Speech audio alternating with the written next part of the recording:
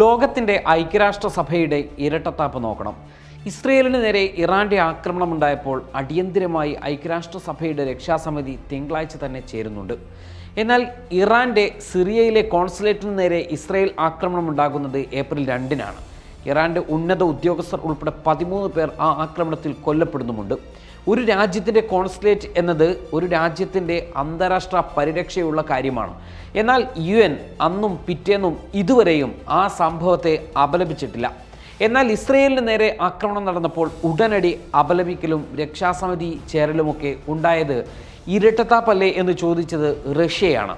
ആക്രമണം പ്രശ്നമല്ല, പ്രത്യാക്രമണം പ്രശ്നമാണെന്ന് ഇസ്രയേലിന് മാത്രം ലഭിക്കുന്ന ഒരു പരിരക്ഷയാണോ എന്നുമാണ് റഷ്യ ചോദിച്ചത്. ആ ചോദ്യം വളരെ പ്രസക്തവുമാണ്. ആരൊക്കെ പിന്തുണച്ചാലും ആരുടെയൊക്കെ സാന്നിധ്യത്തിൽ ഇസ്രയേൽ മുന്നോട്ട് പോയാലും ഇത് ഇസ്രായേലിൻ്റെ അവസാനത്തെ കളിയാണ്. ലോകം മുഴുക്കെ പറഞ്ഞിട്ടും കൂട്ടക്കൊല നടത്താനും വംശീയമായി ഇല്ലാതാക്കുവാനുമാണ് ഇസ്രയേൽ രംഗത്തിറങ്ങുന്നത്. ഇത് ഇസ്രയേൽ നേരിട്ടുകൊണ്ടിരിക്കുന്ന പരാജയത്തിൻ്റെ കയ്പുനീർ മറക്കാൻ വേണ്ടിയാണ് എന്നാണ് വിലയിരുത്തൽ. ഏറ്റവും ഒടുവിൽ ഇറാനെ തിരിച്ചടിക്കുമെന്നും ഒപ്പം ഗാസയിലെ റഫയെ ആക്രമിക്കുമെന്നുമാണ് ഇസ്രയേൽ ഇപ്പോൾ അറിയിക്കുന്നത്. റഫയെ ആക്രമിക്കരുതെന്ന് അമേരിക്കയടക്കം ലോകരാജ്യങ്ങൾ ഒന്നടങ്കം ആവശ്യപ്പെടുന്ന ഒന്നാണ്. എന്നിട്ടും ഇസ്രയേൽ റഫയുടെ രക്തത്തിനായി മുന്നോട്ട് വരുന്നു എന്നത് യുദ്ധവെറിയല്ലാതെ മറ്റെന്താണ്? യുദ്ധവെറി എന്നതിനപ്പുറം വംശവെറി. ഒരു രാജ്യത്തെ ഇല്ലാതാക്കുക എന്നതല്ല, മറിച്ച് ഒരു ജനതയെ തന്നെ ഇല്ലാതെയാക്കുക. ഭാവിയിൽ തങ്ങൾക്ക് സ്വസ്ഥമായി ജീവിക്കണമെങ്കിൽ ഈ ജനതയുടെ വരും തലമുറ പോലും ഇവിടെ അവശേഷിക്കാൻ പാടില്ല എന്നതുകൊണ്ടാണ് ആശുപത്രിയിൽ കയറി കുഞ്ഞുങ്ങളെ കൊന്നുപോലും യുദ്ധം അവർ പ്രഖ്യാപിക്കുന്നത്.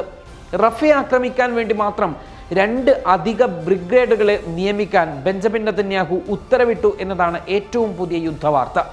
നേരത്തെ ഭൂരിഭാഗം കരസേനയെയും ഗാസയിൽ നിന്നും ഇസ്രയേൽ പിൻവലിച്ചിരുന്നു.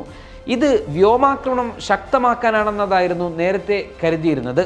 ഇറാന്റെ ആക്രമണത്തിന് മറുപടി നൽകുവാനുള്ള ഇസ്രയേൽ തീരുമാനത്തെ ചില പാശ്ചാത്യ രാജ്യങ്ങൾ അനുകൂലിക്കുന്നുണ്ട്. ഈ സാഹചര്യം വന്നതോടെയാണ്, ഈ തീരുമാനത്തെ തുടർന്നാണ് ഇസ്രയേൽ സർക്കാർ തങ്ങളെ ഏൽപ്പിച്ച ദൗത്യത്തിൽ നിന്നും തങ്ങൾ ഒരിക്കലും പിറകോട്ട് പോകില്ല എന്ന് ഇസ്രയേൽ സൈന്യവും വ്യക്തമാക്കിയത്. ഹമാസിനെ ഇല്ലാതാക്കാൻ ഏതറ്റം വരെയും പോകും എന്നാണ് ഇസ്രയേൽ സൈനിക വക്താവ് ഹഗാരി വ്യക്തമാക്കുന്നത്. അതേസമയം ഹമാസിൻ്റെ പേരിൽ സാധാരണക്കാരെ കൊന്നൊടുക്കുവാനുള്ള ഇസ്രയേൽ പദ്ധതിക്കെതിരെ ലോകരാഷ്ട്രങ്ങൾ പ്രതികരിച്ചു തുടങ്ങിയിട്ടുണ്ട്. ഇറാനുമായുള്ള സംഘർഷത്തിൽ ഇറാനെ ആക്രമിക്കേണ്ടതില്ലെന്ന നിലപാടായിരുന്നു അമേരിക്ക മുന്നോട്ട് വച്ചിരുന്നത്. ഇസ്രയേൽ തിരിച്ചടിച്ചാൽ അത് വലിയ യുദ്ധത്തിലേക്ക് വഴിമാറുമെന്നും അക്കാരണത്താൽ തങ്ങൾ ഇറാനെതിരായുള്ള യുദ്ധത്തിൽ പങ്കെടുക്കില്ല എന്നും അമേരിക്ക പറഞ്ഞ സാഹചര്യവും അതാണ്. എന്നാൽ അമേരിക്ക ഇല്ലെങ്കിലും തങ്ങൾ തിരിച്ചടിക്കുമെന്ന് ഇസ്രയേൽ യുദ്ധ ക്യാബിനറ്റ് ഇന്നലെ തീരുമാനിക്കുന്നുണ്ട്. വ്യാപകമായ യുദ്ധത്തിലേക്ക് പോകാത്ത വിധം കൃത്യവും പരിമിതവുമായിരിക്കും ആക്രമണമെന്നാണ് ഇസ്രയേൽ പറയുന്നത്. ഇക്കാര്യം US-നെ അറിയിച്ചിട്ടുണ്ട്. ഇനി അക്കാര്യം ഇസ്രായേലാണ് തീരുമാനിക്കേണ്ടതെന്നും യുദ്ധവ്യാപ്തി തങ്ങൾ ആഗ്രഹിക്കുന്നില്ല എന്നും അതിന് മറുപടിയായി അമേരിക്കയും പറയുന്നുണ്ട്. ഇതോടെ ഇറാനെ ആക്രമിക്കാൻ ഇസ്രയേൽ ഒരുങ്ങി എന്ന റിപ്പോർട്ടുകൾ ലോകത്തെ വീണ്ടും മുൾമുനയിൽ നിർത്തിയിട്ടുണ്ട്. തങ്ങൾ ആക്രമിച്ചാൽ ശക്തമായി തിരിച്ചടിക്കുമെന്നാണ് ഇറാനും വ്യക്തമായി പറയുന്നത്. അതോടെ ഒരു കാര്യം വ്യക്തമാണ്, 2 ശാക്തിക ചേരികളുടെ പിൻബലത്തിലായിരിക്കും ഇനിയുള്ള യുദ്ധമുണ്ടാവുക എന്ന്. waytonikah.com, the exclusive Muslim matrimonial site.